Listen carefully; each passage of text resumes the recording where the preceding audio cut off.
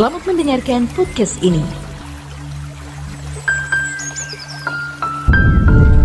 Shalom, kebenaran hari ini 9 Januari 2023 dengan tema Harus Dihadapi.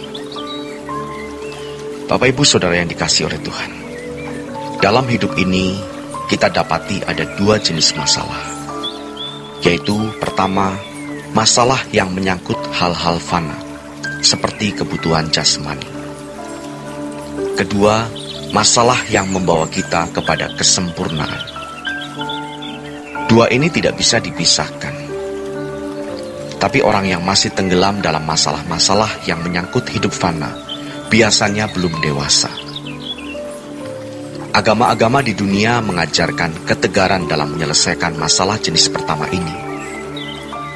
Setelah melewati kawasan pertama, kita masuk ke dalam kawasan kedua, di mana lewat ketegaran kita dibentuk Tuhan menjadi sempurna. Masalah tetap Tuhan izinkan, karena ini menjadi katup pengaman, khususnya bagi orang-orang tertentu, di mana kalau tidak ada masalah sama sekali, bisa bablas. Tegas artinya kuat, kokoh, tahan menghadapi badai. Dalam hal ini persoalan hidup. Kita hidup di dunia yang sudah jatuh, dunia yang sebenarnya tidak ideal lagi untuk dihuni. Dan hidup seperti yang kita jalani hari ini sebenarnya bukanlah hidup yang Allah kehendaki. Jadi jangan kita berharap memiliki kebahagiaan yang ideal di bumi ini. Tidak akan pernah.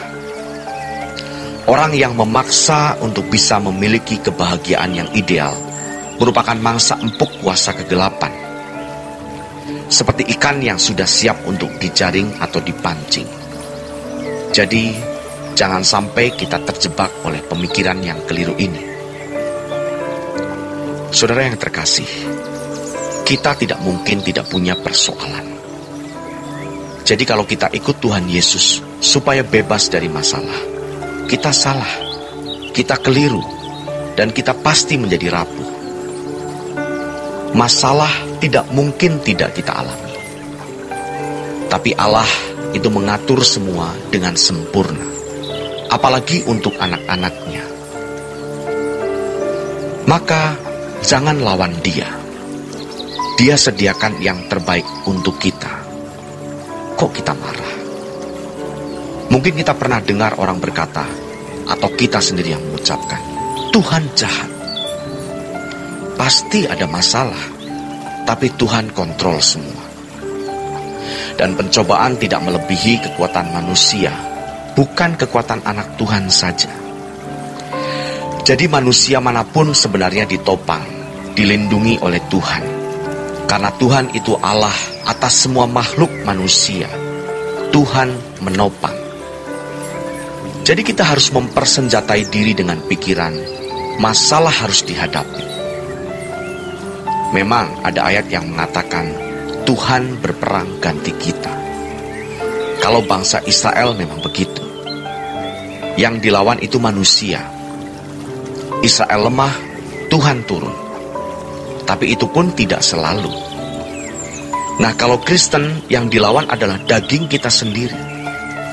Bagaimana cara Allah berperang ganti kita? Kita yang mesti mematikan diri kita sendiri. Ada setan di pikiran yang harus kita matikan. Kalau tidak dimatikan, dia bisa berbisik. Maka berbisiklah iblis kepada Yudas. Kalau orang setiap hari bersekutu dengan setan, yang didengar adalah suara setan. Sebaliknya, kalau setiap hari bergaul dengan Roh Kudus, dengan firman Tuhan, maka Roh Kudus yang ditaruh dalam diri kita akan mendewasakan lewat setiap kejadian dan masalah. Ini prinsip penting, fundamental. Jadi kita persenjatai diri dengan pengertian bahwa kita hidup di dunia sudah jatuh, tidak ideal. Jangan harapkan kebahagiaan di bumi ini. Tapi ajaibnya Tuhan, persoalan diberikan supaya kita diubah. Karena Allah bisa mengubah kita lewat persoalan. Bagaimana kita bisa tegar kalau kita tidak punya pengertian yang benar? Seperti seseorang yang mau sembuh tanpa pengobatan, mau dapat ijazah tanpa sekolah. Tidak bisa. Jadi bagi kita, masalah harus dihadapi. Tidak usah minta tolong pun, Tuhan pasti tolong. Namun masalahnya adalah bagaimana masalah ini melahirkan kedewasaan. Ketika seorang Kristen baru mendapat masalah, Tuhan segera tolong. Karena Tuhan mau menunjukkan, aku ada, aku hidup. Kadang-kadang malah belum jadi Kristen dikasih masalah, lalu diberi mujizat. Dari mujizat tersebut, dia mengenal ada Allah yang hidup. Jadi tujuan Tuhan mengizinkan masalah dalam hidup kita adalah: pertama, mendewasakan mental. Kedua, membuktikan bahwa Allah itu hidup. Ketiga, supaya kita memiliki empati kepada orang lain.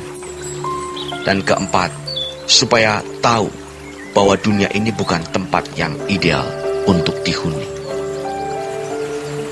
Saudaraku yang terkasih, bagi orang Kristen baru yang memiliki masalah, kita tidak bisa berkata, itu mendewasakan. Kadang-kadang belum bisa. Sebaliknya kita serukan, Tuhan tolong buka jalan, nyatakan kemuliaan. Dan itu tidak salah. Tapi bagi kita yang sudah ikut Tuhan 20-30 tahun, sakit, kita harus bertanggung jawab. Jadi, masalah Tuhan izinkan terjadi supaya kita tegar. Tapi ingat, tidak hanya orang Kristen yang bertumbuh dewasa lewat masalah, pergumulan dan pengalaman. Orang non-Kristen pun dapat mengalaminya. Proses penderitaan membuat kita berempati kepada sesama. Demikianlah renungan pada hari ini. Tuhan Yesus memberkati.